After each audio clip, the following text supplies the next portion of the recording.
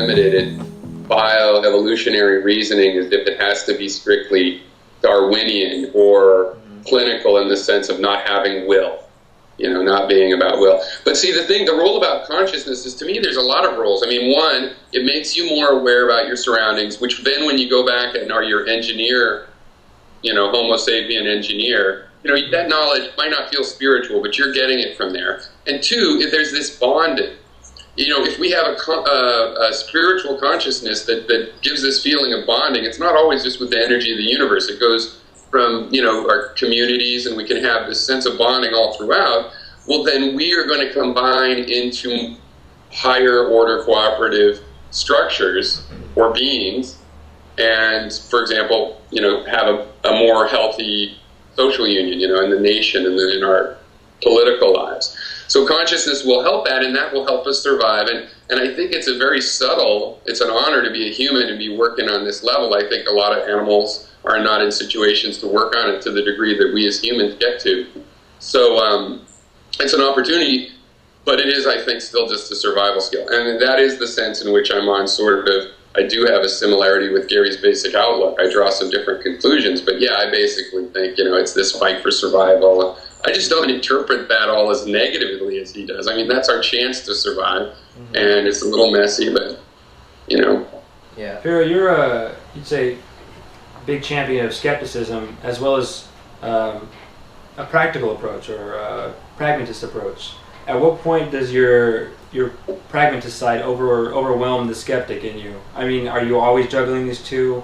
How do you practically navigate through reality? I mean, where's the limit at your skeptic, interpretation of reality?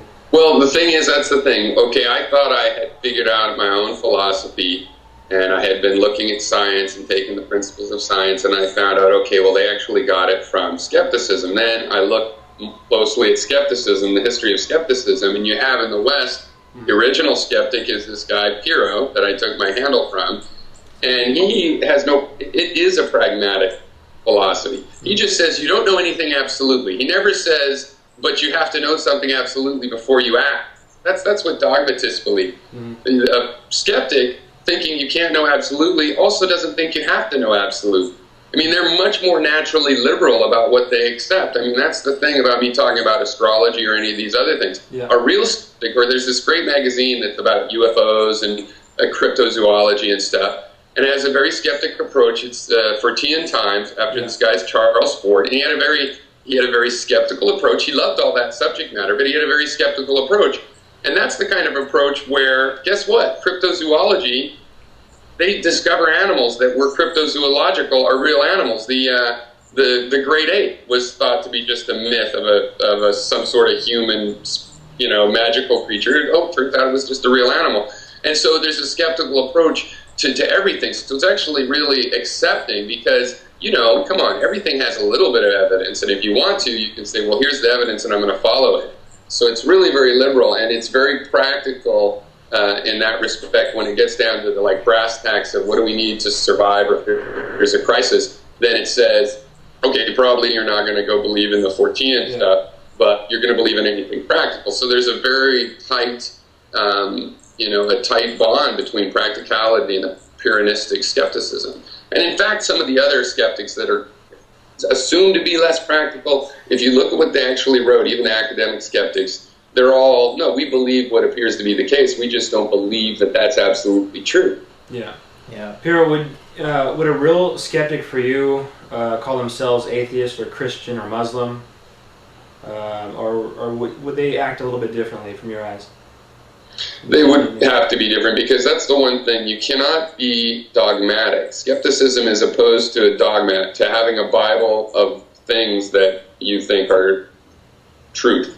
It's against the idea that truth's been figured out. So it's very skeptical to go ahead and adopt those systems or even rituals and things like that if you're doing it in a skeptical way, because you enjoy those, or there might be some heuristic benefit to a particular ritual or idea. There might be some deep truth that some religion has put in its own vocabulary, and so why not go get that? That's skeptically acceptable. But to really believe or to categorize yourself is not skeptical. Right. I think there's a lot to to gain from taking a skeptical attitude to the world. But then, I think of, this pragmatic aspect of it, I think comes out in the work of someone like David Hume, who, though in his philosophy would say, I have no evidence for causality, or really that the world exists outside of my perceptions of it. But then, on the other hand, he said, I just have to live as if I had free will and as if I knew what the world was like. So there's that sense of the limits of rationality on the one hand and our ability to know the truth about reality, but on the other hand, the practical necessities of will and life and everyday interaction with other people. It seems that skepticism requires that there be some sort of a distinction made between these two things. No. You don't think so? No, that's where I'm totally opposed with most analysis of skepticism, because what I see that as is they are accepting an objectivist criteria for knowledge. Right. And they're saying, so to me it's a weak form. It sounds strong, like we can't know anything but we'll act like it. Okay, that's pretty much what I believe, except for, no, they didn't define knowledge right. We don't have to say we don't know anything. Right. They didn't define knowledge right in the first place. They don't get to use the word knowledge to mean an empty set of things that can't be known. So we get a chance to debate what knowledge means, and knowledge means theory. Right. Knowledge is a category where you're going to use it as if it's true, and if you're wrong, it might be a life or death mistake because you're going to rely on it that much. And you're just rolling the dice like always, and that is what knowledge means. It's it's a programming term for mind programming, and it's important that we get to use that term. How does this ability to theorize relate to perceptions, though? Is it just more perceptions? Or yes, it's just more perceptions? Is there like I model it as that we have perceptions, we have the brain, which we don't totally understand, but it's a pattern image processing machine, and its output is perceptions.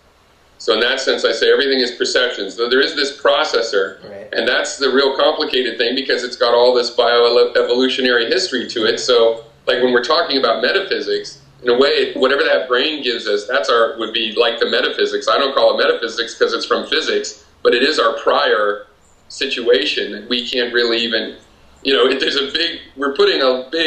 a big kitchen sink. It's a bag of tricks in there that's like so big that it's funny to call that a simple system. Right. It's like there's perceptions and magical thing that does whatever it wants to perceptions. I admit that. It seems like when you talk about it, you kind of overwhelmed by it because it's so complex to think about this. But if it's all perceptions, which you would define as neural events, right?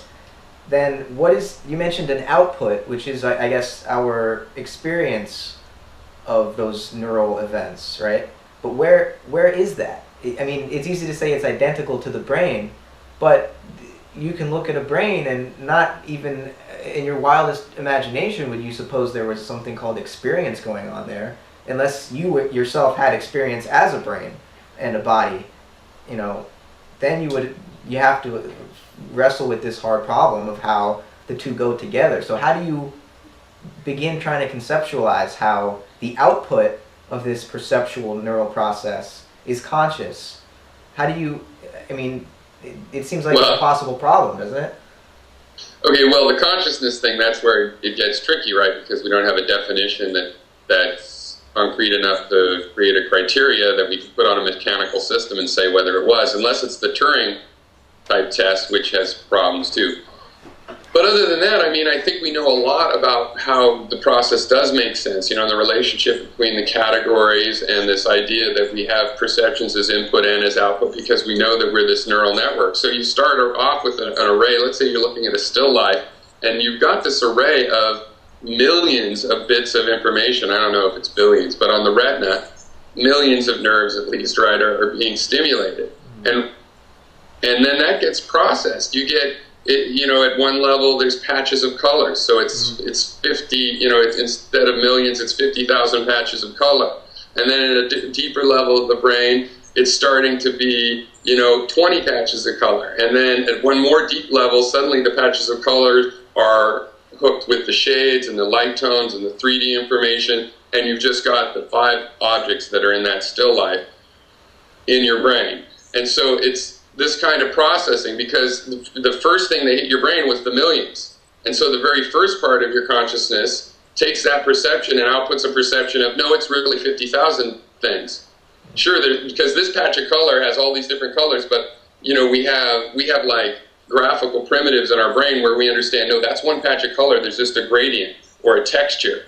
And so suddenly it's all different little colors in there, but we see it as one. And as if you play with your eyesight, you know, you can watch your brain makes these kinds of identifications.